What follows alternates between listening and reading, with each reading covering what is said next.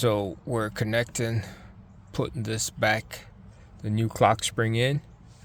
There's a tab back here. There's another one right here.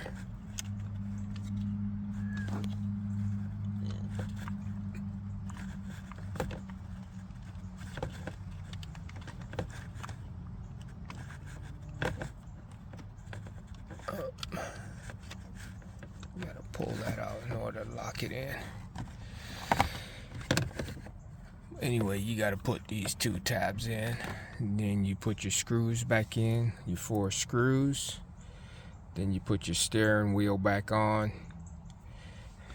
You put this plate back on, and you're ready to go. Hang tight, I'll add some more videos.